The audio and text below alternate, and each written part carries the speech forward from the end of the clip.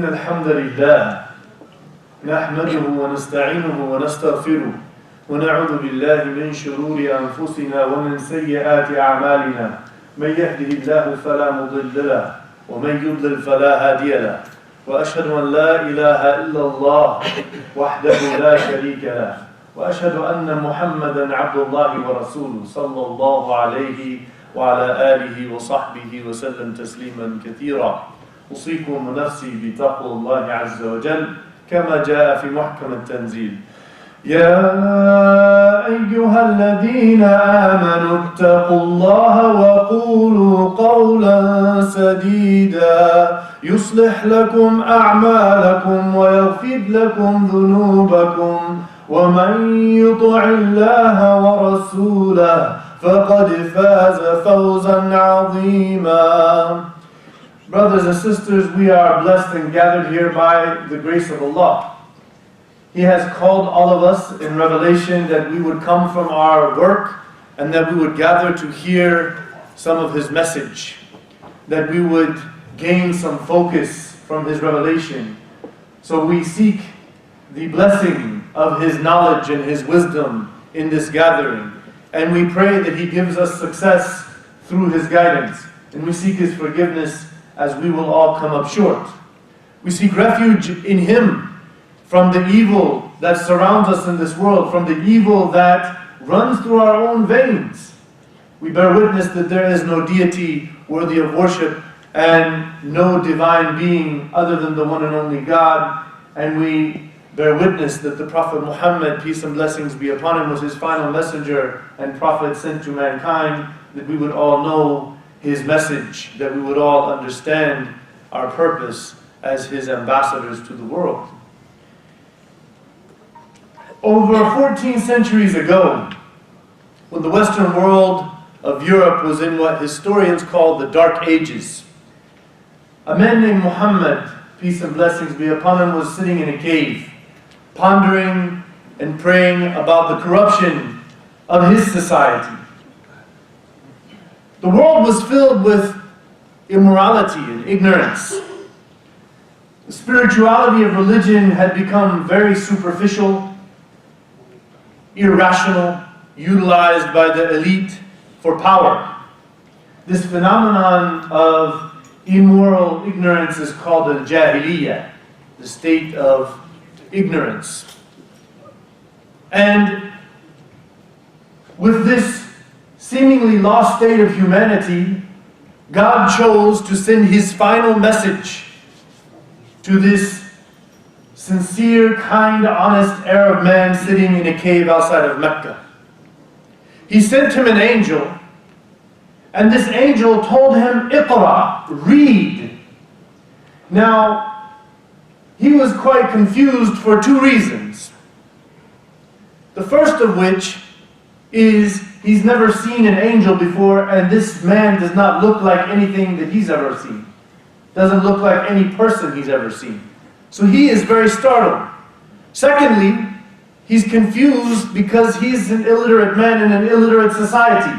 Only the very powerful nobles or the poets know reading and writing. So he was confused and he said, "I can't read. I don't know why you would tell me this."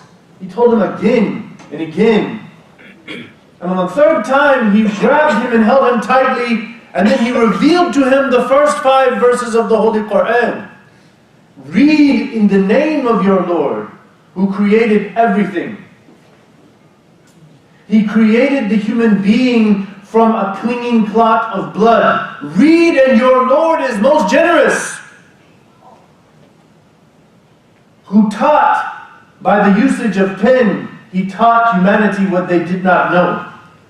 This first revelation was very, very strange sounding language to most of the world, particularly Arabia.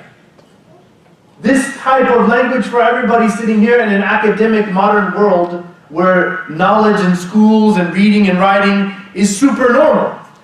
I'm here to tell you in this sermon today that it actually became normal because of this revelation.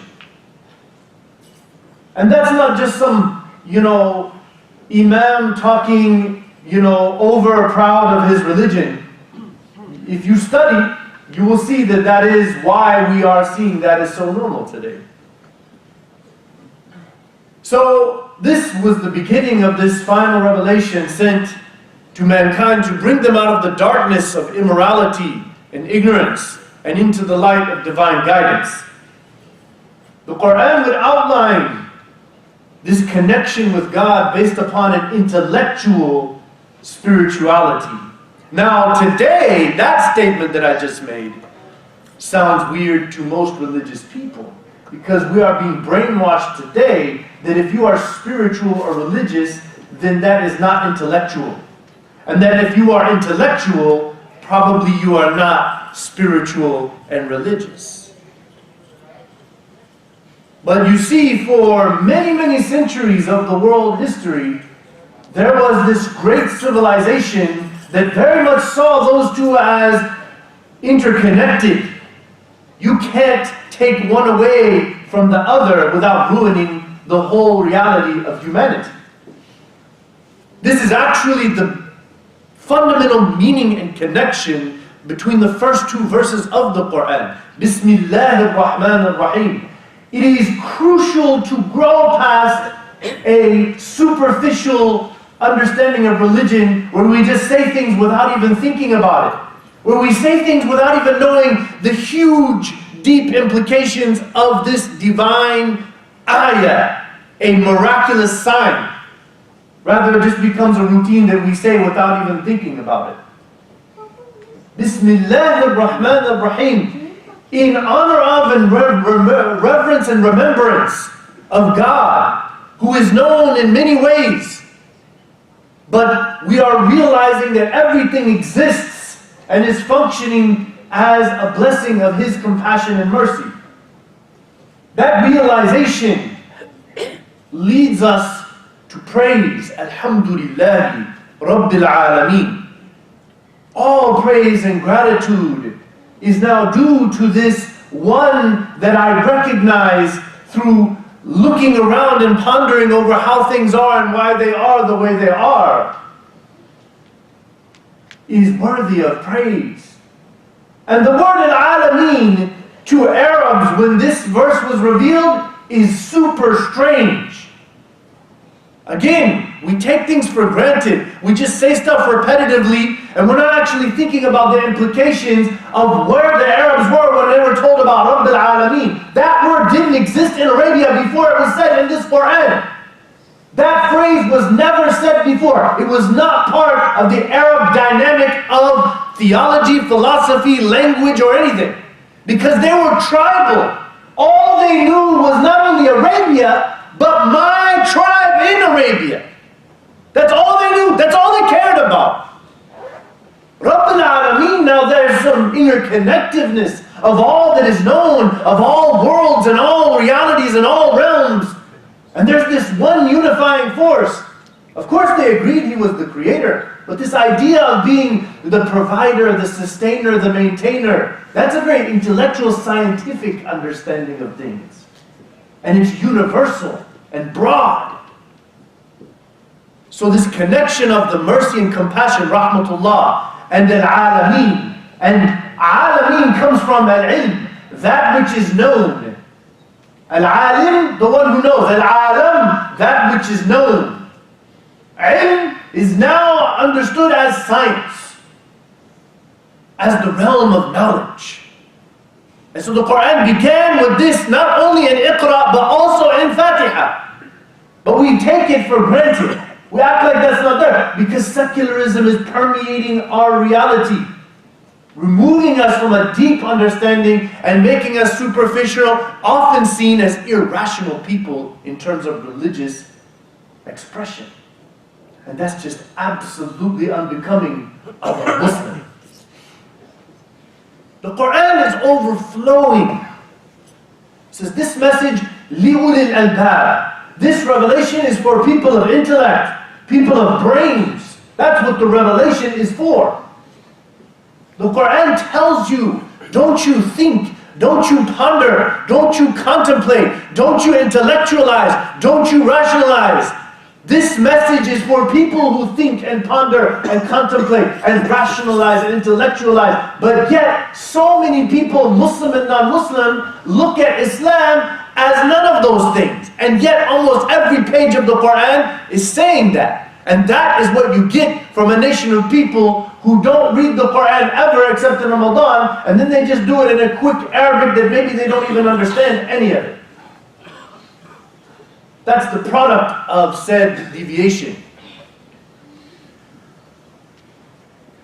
So the Quran, when it says, يا أيها الذين آمنوا إذا قيل لكم تفسحوا في المجالس فافسحوا يفسح الله لكم وإذا قيل انشزوا فانشزوا يرفع الله الذين آمنوا منكم والذين أوتوا العلم درجات والله خبير بما تعملون.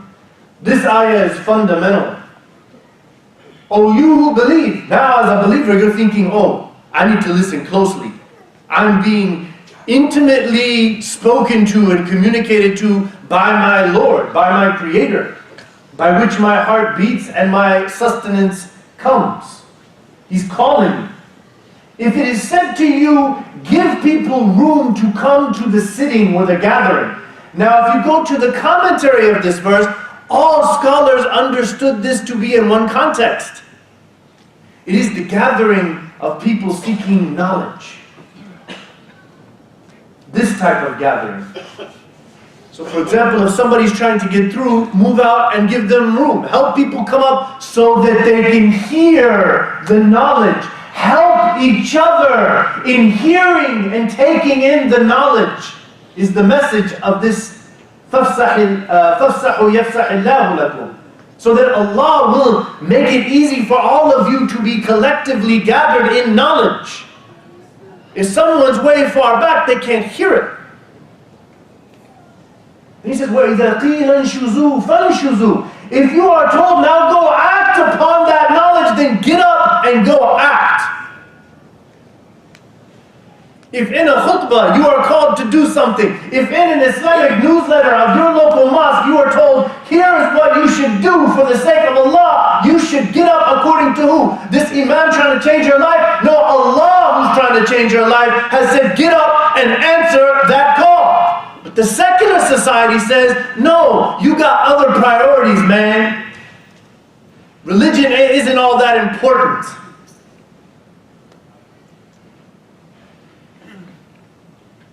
Our problem is our problem. We should not blame anyone, not a state, not a group of people, not a philosophical concept of this direction or that. Our problem is our problem. And our solution is in the Quran and the Sunnah of the Prophet sallallahu alaihi wasallam. Dar al-Arqam. So while the Muslims were in Mecca, they had families, wives, husbands, children, job, all of that stuff. Somebody might be saying, you've said this before. Okay, well, when we get this thing going like the Dar al-Arqam and Masjid al-Nabawi, I'll stop saying it. That's when we stop saying it. But until then, we keep saying it's time to respond to this revelation and live it as it is and not be in that checklist Islam of the secular model. Where you say, oh, I went to the Jumu'ah, Alhamdulillah, I did my Salah, and now I'm a good Muslim. No, it's much bigger than that if we look in the life of the Prophet ﷺ and his companions. It's much more than that. It requires from us a true devotion and dedication to God, striving for excellence. It is familiar if you look at our mission statement. We are on a mission here as believers. So then when they went to Medina, first thing, built the mosque. And if you look at the seerah books, all of them, you will see the scholars refer to the mosque as mawdi'an lit-ta'lim wa tarbiyyah. It is a place for learning and growth and development, not a place where the end means is just to pray. Prayer is something that happens there that gathers us together in our connection to Allah. But in that process, there is knowledge to be taken. There is opportunities of spiritual service and work that we learn at that central gathering place. That's what it's for. It's the purpose of the mosque is not to check the box of I went to Jumu'ah or I did my Salat al-Jama'ah. It's more than that. It is the place where the believers come together and they grow collectively. And then they work for His sake. They find a mission and strategize what to do when we leave this building. How we will be in our homes, how we will be at work, how we will be at school, how we will be out in the neighborhood. What will we do as believers? That was their idea. So it's not that they were all monks doing tasbih all day. Their tasbih was how they were regulated and trained in this mosque. So after the Muslims were exiled and forced out of their homeland, tortured and abused for 13 years, they were forced to leave Mecca. They left all their belongings, abused, humiliated. They went to Medina. Prophet ﷺ found out that the Quraysh are still plotting to attack them. So they gathered 300 men and said, we have to go try and stop these people and show them that we are our own people and we're sick of this. We will no longer be oppressed. So outnumbered 3-1, the Muslims were miraculously victorious. In that battle of Badr, they took captive some nobles. And the Prophet ﷺ offered them ransom. If you will teach 10 Muslims who are illiterate to read and write, and we'll let you free. This was the beginning of the modern intellectual civilization, this act, where the idea was it's not acceptable to have an illiterate society. That started with Iqra bismi rabbika alladhi khalaq. I promise you, if you study it, you will see that with all this brainwashing you're taking in from secularism and from Islamophobia, you have the solutions to the world's problems. Most of you were born into it. You have to appreciate it and own it and move forward working in it. And so, the Prophet ﷺ taught his companions. He said, "Man salaka tariqan yatlubu fihi ilman, sahhala Allahu tariqan ila al-jannah." Whoever would go out on a path seeking knowledge, Allah will facilitate their path to heaven. This is one among hundreds of ayahs and hadith that emphasize seeking knowledge, being intellectual, that's a fundamental act of worship. Actually seeking knowledge comes before salah. What do you think your shahada is built on? It should be built on knowledge. If it's only built on inheritance, then we have a disconnect in proper religion. لا إكراه في الدين قد تبين الرشد من الغي قد تبين من حيث طلب العلم. That you can't compel someone, you can't say you're a religion because I said so, because you're my family, because I'm forcing you. You would become of that religion because you saw the truth. The evidence was provided and then you owned your knowledge of that. That's why you would be Muslim. If indeed you are a true Muslim. Not according to me, it's according to the Quran. But we as an ummah have a lot of review and revival to do. We have a lot of work to do. During Umar's caliphate, radiallahu anhu, he was very adamant about putting people of knowledge in authority positions. And he saw knowledge as two parts. There's knowledge of spirituality and religion, and there's knowledge of the affairs of people and how best to deal with those. He saw those as hand in hand. So, Sa'd ibn Abi Waqqas radiallahu anhu, he said, I never knew any companion of the Prophet ﷺ with such vast knowledge, sharp understanding, and deep intellect as Abdullah ibn Abbas. I saw Umar relying upon him in his understanding of the Quran and in legal juristic rulings. Toward the end of Umar's caliphate, he sent Abdullah ibn Abbas, who was maybe 25 years old, as the supreme judge of Mecca, as the dean of setting up learning centers, and as the imam of the mosque. He sent Abu Darda to Damascus. Abu Darda would regularly mention in his khutbahs, be a person of knowledge, be a seeker of knowledge, be a teacher of knowledge, or a lover of knowledge. Do not be anyone else. This he would say often, teaching all of these new people in Damascus. He emphasized, Abu Darda said, you will never really understand Islam until you understand all of the possibilities of Quranic meaning. Meaning you should study and ponder, looking at verses individually and collectively with a deep insight of commentary. Not a get it over with, memorize, recite beautifully and say Allah, Allah without even understanding what you're listening to. Abu Musa al-Ash'ari was sent to Basra. Abu Musa, radiallahu anhu, he instituted the policy, each mosque should have, after each salah, some class, some lesson of the various disciplines of knowledge that we have. He used to say, whoever has been given knowledge is obligated to spread it. And we are prohibited to speak without knowledge. Meaning, you don't go saying, this is what you should do, that's haram, yes, you should do this, and you don't even know what ayah or hadith, you don't have no idea why you're saying that. Auntie and uncle, back home, so-and-so, this is what I see Muslims doing. Surely, we are not the example of Islam today. Many Muslims doing all kinds of things that are not Islam, or exaggerations of teachings of Islam, or confusions of them, misunderstandings of them. You have to go back to that knowledge. The revelation was sent as knowledge, the most sacred of knowledge. Abdullah ibn Mas'ud was sent to Kufa, who said that he knew the Quran better than all of the companions, and he knew the circumstances, and he had insight to the wisdom of the ayahs.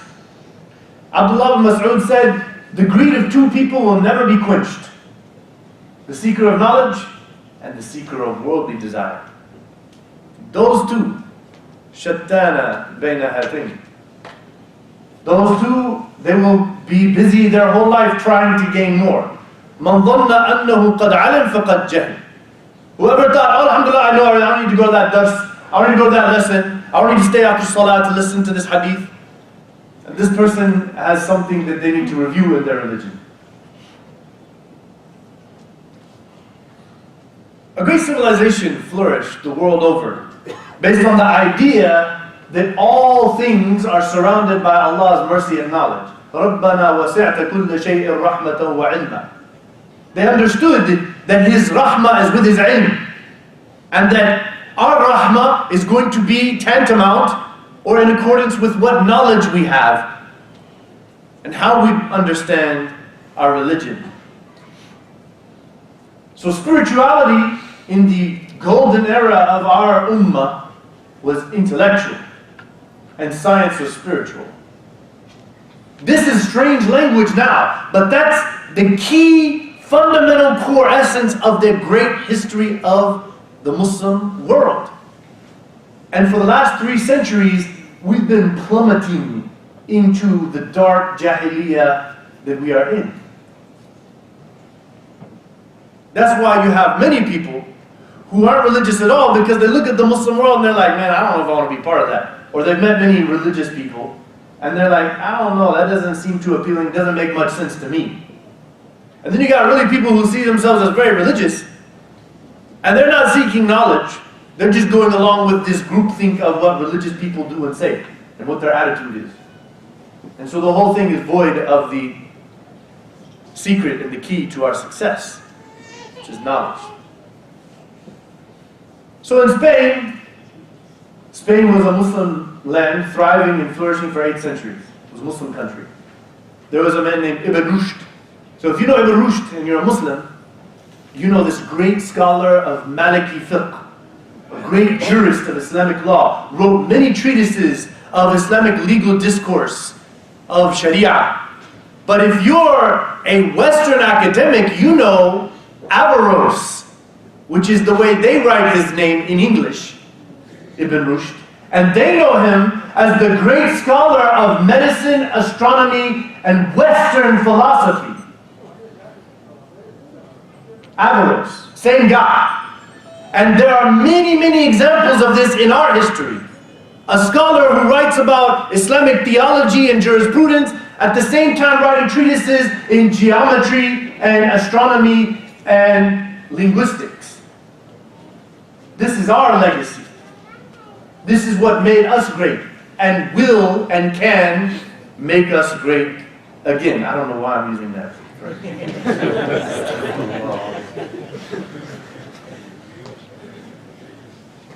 Raise your hand if you know what the word algorithm means. Where's my IT bro? No. Yeah. If you know, you should look it up. Algorithms are functioning now to make everything easy for us. The computers and the programming, and why now it's so easy to do everything, GPS systems, so many. The word algorithm, are you ready? Go look it up on any Wikipedia, dictionary.com, Webster's Dictionary, the etymology. Where did this word come from? His name is Muhammad al-Khwarizmi. Algorithm is the word al-Khwarizmi made in English, because of his masterful algebraic functions in linear equations and quadratic equations. This is our legacy we're living in here. But we're brainwashed to feel like we're some problem to the world. You've got to wake up and see what's happening. It's a war of ideas.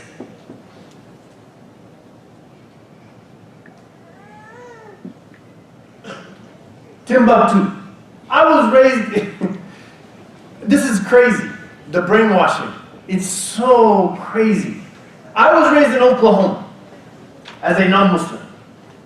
And when we heard Timbuktu, we understood that that is a word that means you're nowhere. You're nowhere in a place where you don't have nothing or no one. But yet, in fact of history, not my opinion, all Western historians agree that Timbuktu was the epicenter of learning and intellectualism of Africa for many centuries. And people traveled from Europe to Timbuktu to learn, to find something in somewhere. It's the exact opposite of the way we're brainwashed in Western language.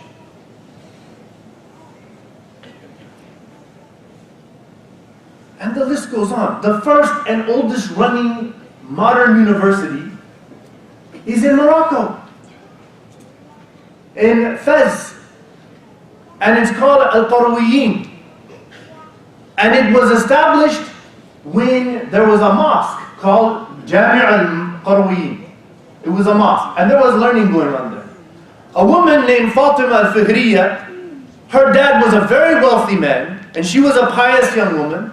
She inherited a whole lot of money. She just, her and her sister were the only living people. They both inherited a fortune.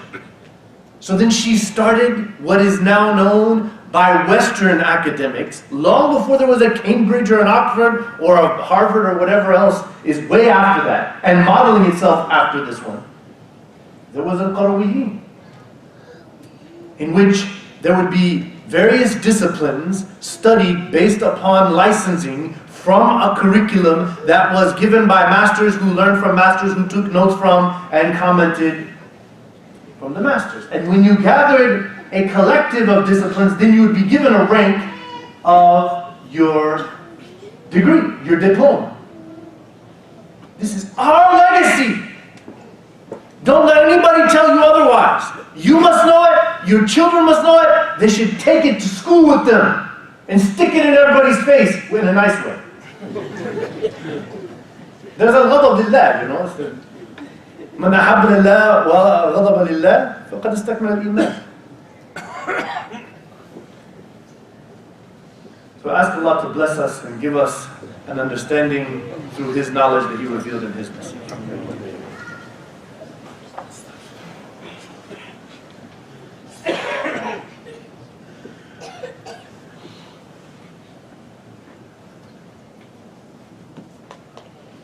Bismillah walhamdulillah wa salatu wa salamu ala rasulillah wa ala alihi wa sahbihi ajma'in. If you could please move forward, fafsahu, yafsahillahu lakum. Some people are trying to make their way in the back.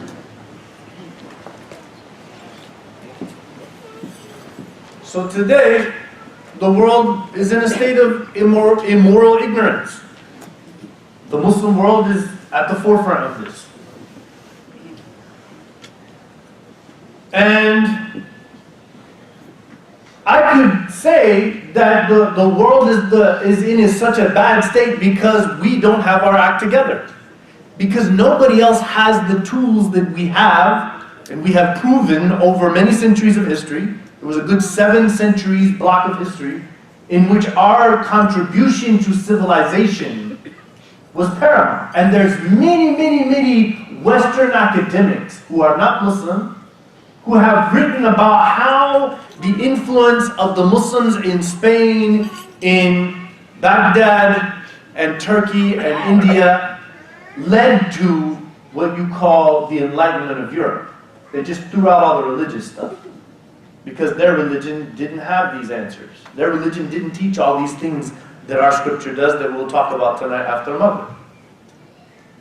They just don't have that. It's just a very monkish, spiritual kind of vibe, which is beautiful for a human relationship, but as far as building a civilization, there's only one religion on earth that has that ability. And guess how you see how the powers that be are trying to make us feel like we're the boogeyman.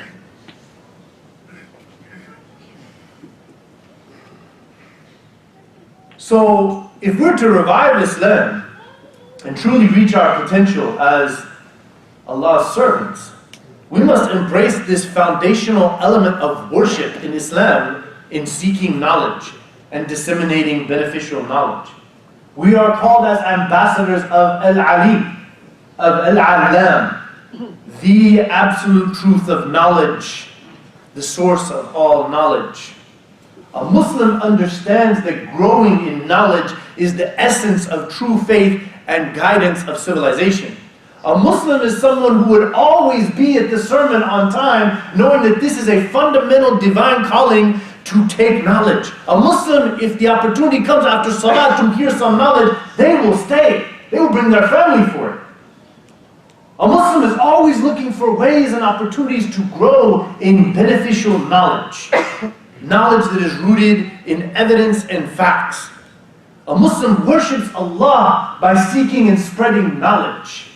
A Muslim is one that leads and innovates the world through a principled relationship of divine guidance and worldly knowledge, because those two are inseparable in our understanding of things. This is our legacy. Ask Allah to guide us to revive that legacy. Ya Allah, revive this legacy in us. Help us to see the beauty and the light that you have revealed that could make us reach our potential. Ya Allah, forgive us for our sins. Forgive us for our laziness. Remove from our hearts heedlessness and ignorance and arrogance and foolishness. Give us the motivation to live as workers for your sake, based upon the knowledge you have revealed, preparing for the death that is imminent. Ya Allah, resurrect us among those prophets, among those people of knowledge and wisdom who worked for your sake before us. Ya Allah, gather us into your eternal bliss in your presence, having lived for your sake and sought your contentment, having earned your favor and an eternal bliss in your presence. Ya Allah, we ask you to help us to become those solutions of the world's problems, and that we may rectify this immoral ignorance that the world is taken by today.